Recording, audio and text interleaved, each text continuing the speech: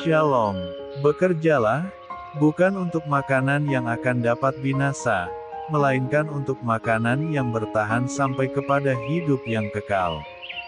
Injil hari ini, Yohanes bab 6 ayat 22-29. Pada umumnya, seorang tokoh yang mempunyai banyak penggemar atau pengikut, cenderung akan hanyut dalam kemeriahan penggemarnya. Bahkan bisa jadi tokoh itu akan banyak mengikuti arus dari orang-orang yang dekat dengannya. Tuntutan-tuntutan mereka pun seringkali sadar atau tidak sadar dikabulkan oleh sang tokoh, yang seharusnya mengendalikan dirinya dan orang banyak yang dekat dengannya. Pola pikir atau kemauan dari orang-orang sekitarnya, seolah secara tidak sadar menjadi kebenaran pribadi tokoh itu. Kebenaran bukan lagi diukur secara objektif, namun kebenaran diukur dari apakah banyak orang senang atau tidak senang. Hal yang demikian juga terjadi pada Yesus, yakni bahwa ia mempunyai banyak pengikut, ia dikagumi oleh banyak orang. Di mana-mana Yesus menjadi bahan pembicaraan banyak orang, entah pembicaraan yang mengagumkan, atau pembicaraan yang mencela dan mencari-cari kesalahan yang dapat menjatuhkannya. Yang jelas tidak dapat dipungkiri, bahwa Yesus menjadi salah satu tokoh yang menjadi perhatian banyak orang dengan ajaran-ajaran dan tindakannya. Tindakan Yesus setelah memberi makan banyak orang, dengan 5 roti dan 2 ikan mengundang decak kagum dari mereka semua yang mengalami peristiwa itu. Pengalaman itulah yang menjadikan mereka berusaha mencari dan menemukan Yesus kemanapun ia pergi.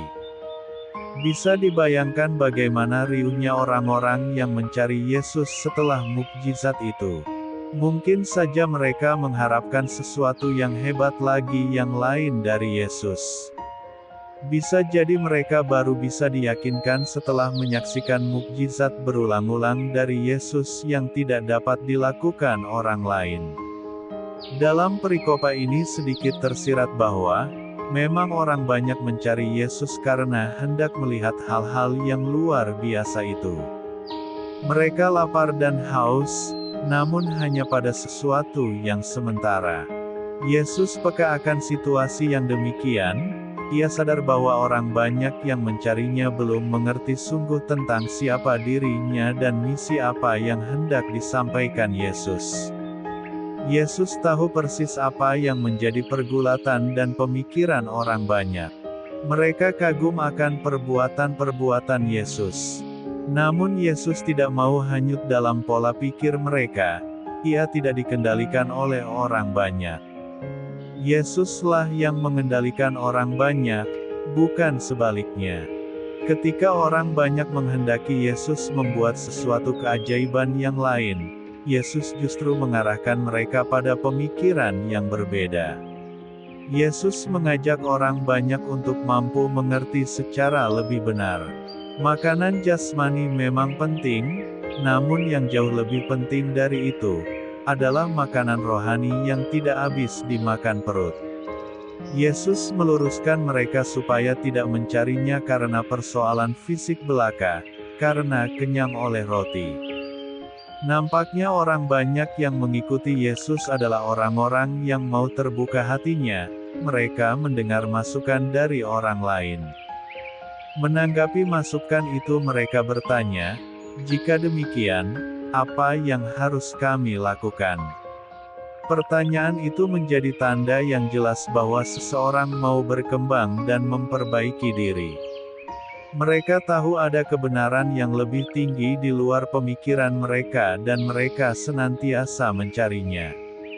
Ternyata sebenarnya mereka tidak hanya lapar secara fisik, namun mereka membutuhkan makanan yang mengenyangkan secara rohani, membuat jiwa mereka menjadi tenang dan damai. Berhadapan dengan orang-orang yang demikianlah, Yesus mengarahkan pemikiran mereka kepada yang lebih benar. Yesus mengajak mereka untuk tidak berhenti pada sesuatu yang kelihatan, yang bisa dirasakan, yang bisa diraba dengan panca indera. Yesus mengarahkan orang banyak pada sumber kekal yang hadir di hadapan mereka. Anak manusialah yang sebenarnya menjanjikan makanan keselamatan kekal.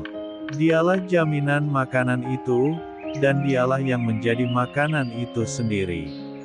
Setiap orang yang menyantapnya tidak akan lapar lagi, dan senantiasa ada janji keselamatan kekal. Bagi kita, tidak mudah mengikuti kehendak orang kebanyakan, tidak jarang menjadi kebenaran yang perlu kita perjuangkan. Mengarahkan orang lain kepada pemikiran yang lebih benar dan lebih kudus, adalah salah satu keutamaan Kristiani yang perlu menjadi bagian dari hidup kita. Jika kita hanya mengikuti arus, yang seringkali ada hanya karena keinginan fisik, apa istimewanya kita sebagai seorang Kristiani? Santapan Ekaristi menjadikan kita istimewa, mempunyai janji keselamatan yang senantiasa kita pelihara dan kita jaga. Marilah berdoa. Ya Tuhan, syukur atas Ekaristi yang boleh kami nikmati setiap hari. Semoga kami tidak mudah puas hanya karena kami kenyang secara fisik. Ajarilah kami untuk tidak jemu menimba makanan rohani yang memberi janji keselamatan kekal kepada kami. Tuhan, ajarilah kami untuk setia. Amin. Tuhan Yesus memberkati. RHPE Channel.